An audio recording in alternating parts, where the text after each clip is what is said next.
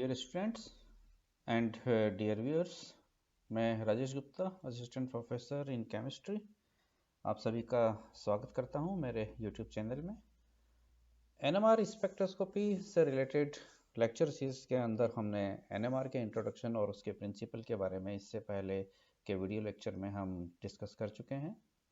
इस video lecture के अंदर हम डिस्कस करने जा रहे हैं एनएमआर स्पेक्ट्रोस्कोपी में जो पीक्स आते हैं, या यूँ कहिए कि जो सिग्नल आते हैं, वो सिग्नल को हम स्पेक्ट्रम में किस पैमाने पर नापते हैं या किस पैमाने पर देखते हैं, या यूँ कहिए कि वो जो सिग्नल जो आते हैं वो किस कारण से आते हैं या किस प्रकार से प्राप्त होते हैं, उन्हें हम यहाँ पर देखेंगे। तो उसके लिए ज़रूरी है हमें यहाँ पर इन दो चीज़ों को समझना और जानना। वो है शील्डिंग एंड डीशील्डिंग इफेक्ट, जैसे कि हम मैग्नेटिक एनाइसोट्रोपी के नाम से भी जान सकते हैं। यहाँ शील्डिंग और डीशील्डिंग का सामान्य शाब्दिक अर्थ मतलब यह है कि जो कवच है एक प्रकार से, यानी कि कोई एक नाभिक जो है हमारा परमाणु का, उस परमाणु के नाभिक पर उसके चारों ओर जो इलेक्ट्रॉनिक एनवायरनमेंट का जो कवच है वो कितना है, उससे मतलब है यहाँ पर। तो हम ये मान सकते हैं कि जो नाभिक है उसमें प्रोटॉन है, उस प्रोटॉन के चारों ओर जितना अधिक इलेक्ट्रॉनिक एनवायरनमेंट होगा वो उतना ही अधिक क्या शील्डेड होगा, और किसी प्रोटॉन पर चारों ओर जितना कम इलेक्ट्रॉनिक एनवायरनमेंट होगा वो उतना ही क्या है, कम शील्डेड होगा, यानी कि वो उतना ही अधिक डीशील्डेड होगा। और हम अच्छे से जानते हैं कि जैसे ही कोई चार्ज पार्टिकल यदि है तो वो जब स्पिन करता है तो अपना जो मैग्नेटिक फील्ड है वो जनरेट करता है, और यही magnetic field external magnetic field के साथ इंटरेक्ट होता है। तो जो अलाइनमेंट है इन दोनों इंटरेक्शंस के बीच में, उससे क्या है, मैग्नेटिक की एनाइसोट्रोपी जनरेट होती है, या यूँ कहिए कि मैग्नेटिक एनवायरनमेंट जो है वो अलग अलग हो जाता है। उसी चीज़ को यहाँ पर हम इस लेक्चर के अंदर डिस्कस करने जा रहे हैं। तो nuclear shielding and deshielding, the spin reversal of proton, यानी कि हमें पता है कि जैसे ही बाहरी चुंबकीय क्षेत्र के अंदर हम किसी नाभिक को रखते हैं तो वो अलाइंड या अपोज अपनी जो पोजीशन है उसमें एक्वायर हो जाता है, जैसे कि प्रोटॉन के केस में हम पढ़ चुके हैं। तो वहां पर जब वो किसी अल्प या यूं कहिए कि कम ऊर्जा वाले विकिरण का अवशोषण करता है तो वो निम्न ऊर्जा स्तर से उच्च ऊर्जा स्तर की ओर संक्रमण करता है, तो वहां पर स्पिन का उसका रिवर्सल हो जाता है। उसी की यहाँ पर ये बात हो रही है। The spin reversal of proton depends on it's chemical environment, यानी कि प्रोटॉन का जो स्पिन रिवर्सल है वो उसके केमिकल एनवायरनमेंट पे डिपेंड करेगा। More the electron density around a proton, यानी कि जितना अधिक प्रोटॉन के चारों ओर इलेक्ट्रॉन डेंसिटी होगी, more it will be shielded, वो उतना ही अधिक शील्डेड होगा। And hence the spin reversal यानी कि transition requires higher magnetic field, और इसीलिए इस संक्रमण को संपन्न होने के लिए बहुत उच्च चुंबकीय क्षेत्र की आवश्यकता पड़ेगी। कन्वर्सली, यानी कि इसके विपरीत, इफ देयर इज डीशील्डिंग, यदि डीशील्डिंग होगी, then the required magnetic field will be lower, तो जो आवश्यक जो चुंबकीय क्षेत्र है वो क्या होगा, कम होगा। तब हम उस समय कहेंगे कि यहाँ पर ये जो प्रोटॉन है या जो न्यूक्लियस है वो डीशील्डेड है। तो जो deshielded means the induced magnetic field reinforces, यानी कि वृद्धि कर देती है द अप्लाइड मैग्नेटिक फील्ड, यानी कि जो इंड्यूस हुआ है मैग्नेटिक फील्ड उस प्रोटॉन के द्वारा, वो आने वाली जो बाहरी चुंबकीय क्षेत्र है उसमें क्या वृद्धि कर देता है, तो वो डीशील्डेड जोन हो जाता है। तो शील्डेड क्या होगा कि जो इंड्यूस्ड मैग्नेटिक फील्ड है वो आने वाली मैग्नेटिक फील्ड का क्या करता है, अपोज करता है, क्या है, उसका विरोध करता है, तो वो शील्डेड कहलाता है। तो कुछ भी हो, शील्ड शिफ्ट हो या डी शील्ड शिफ्ट हो, in the position of NMR absorption arising from shielding and deshielding of proton are called chemical shift.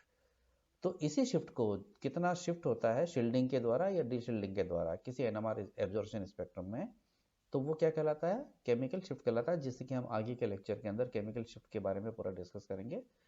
And the degree of D shielding depends on the density of the circulating electron, और कितना अधिक shielding होगा ये किस पे depend करेगा, वो जो न्यूक्लियस है उसके चारों ओर जो सर्कुलेटिंग इलेक्ट्रॉन्स हैं उनकी डेंसिटी कितनी होती है।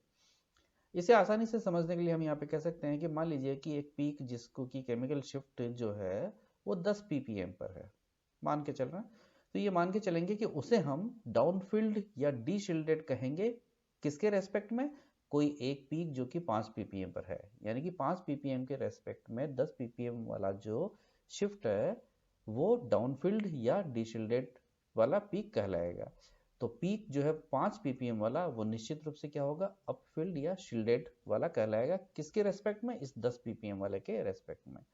इसका मतलब ये जो स्केल है जो कि पार्ट्स पर मिलियन ppm के अंदर यहाँ पर डिफाइन किया हुआ है, तो 0 से 10 का स्केल यदि है तो लेफ्ट साइड की ओर तो ये डाउनफील्ड एरिया है और ये डीशिल्डेड जोन है, तो इधर की तरफ राइट साइड की ओर ये जो अपफील्ड एरिया है यानी कि शील्डेड जोन है। तो मैग्नेटिक एनाइसोट्रोपी क्या है? मैग्नेटिक एनाइसोट्रोपी यानी कि non uniformity. The word anisotropy means non uniform यानी कि असमानता। So magnetic anisotropy means that there is a non uniform magnetic field, अर्थात असमान मैग्नेटिक फील्ड क्या है यदि उत्पन्न होता है तो वो मैग्नेटिक एनाइसोट्रोपी कहलाता है। हमें पता है कि पाई इलेक्ट्रॉन सिस्टम जो हमारे होते हैं वहां पर पाई इलेक्ट्रॉन का एक सर्कुलेटिंग या यूं कहिए कि रेजोनेटिंग इलेक्ट्रॉनिक सिस्टम होता है, जैसे कि एरोमेटिक्स के अंदर है या एल्किन्स में, एल्काइंस में या कार्बोनिल्स के अंदर। तो इनका अपना खुद का जो पाई इलेक्ट्रॉन सिस्टम है वो इंटरेक्ट करता है किससे, अप्लाइड फील्ड से, क्योंकि हम चुंबकीय क्षेत्र जो बाहर से अप्लाई कर रहे हैं वो इन पाई इलेक्ट्रॉन सिस्टम के द्वारा जनरेट या इंड्यूस होने वाले मैग्नेटिक फील्ड से क्या करेगा, इंटरेक्ट करेगा, which induces a magnetic field that causes the anisotropy। और इसी वजह से क्या है, एनाइसोट्रोपी डेवलप होती है, यानी कि मैग्नेटिक जो नॉन यूनिफॉर्मिटी है वो डेवलप होती है। इस कारण से शील्डिंग भी हो सकती है और डी शील्डिंग भी हो सकती है, किनकी, उन प्रोटॉन्स की। ये हमारे सामान्य एग्जांपल है जिनके अंदर की पाई इलेक्ट्रॉन सिस्टम अवेलेबल होता है। कार्बोनिल्स होते हैं, बेंजीन होते हैं, एसिटिलीन है, एथीन है। अब हम इनको एक एक करके यहाँ पर एग्जांपल वाइज हम देखेंगे कि मैग्नेटिक एनाइसोट्रोपी इन केसेस के अंदर किस प्रकार से देख सकते हैं। तो यहाँ पर हमने केस लिया सबसे पहले मैग्नेटिक एनाइसोट्रोपी का, किसमें, बेंजीन के केस में। तो हमें पता है कि बेंजीन के केस के अंदर 6 पाई इलेक्ट्रॉन का रिंग करंट इफेक्ट होता है, यानी कि जो 6 पाई इलेक्ट्रॉन है वो संयुग्मित तंत्र के रूप में रहते हैं और वो 6 पाई इलेक्ट्रॉन जो है वो क्या है, एक समतल तल के ऊपर और नीचे की ओर उनका जो पाई इलेक्ट्रॉन अभ्र है वो सर्कुलेट करता रहता है।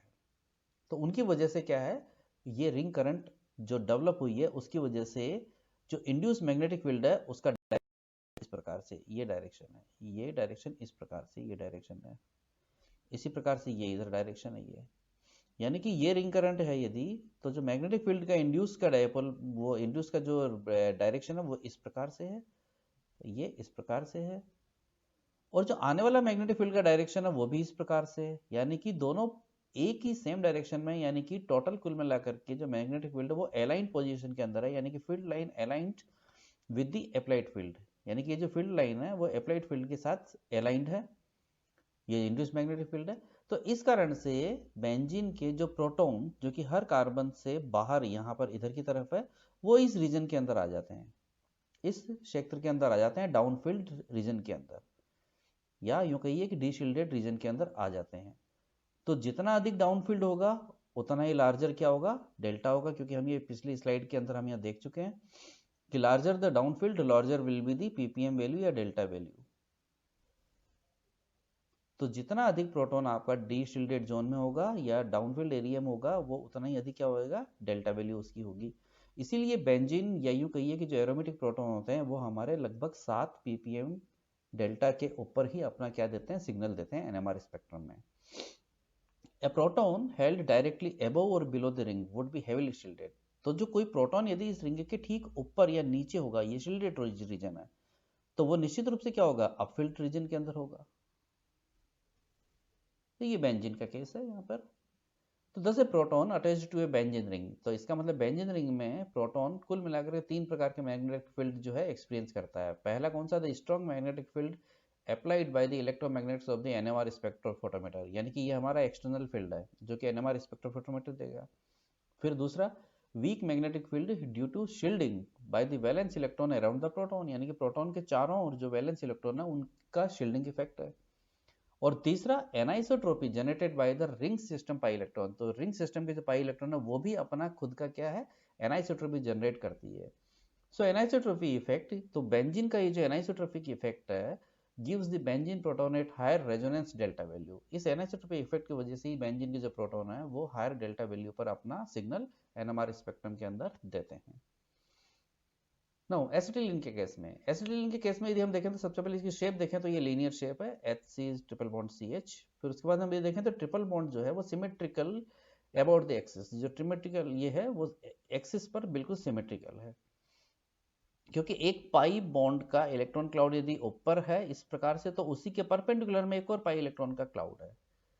If axis is aligned with the magnetic field, यानी कि एक्सिस यदि मैग्नेटिक फील्ड के उसके अलाइन पोजीशन में दी है, the pi electron of the triple bond circulate perpendicular to applied field.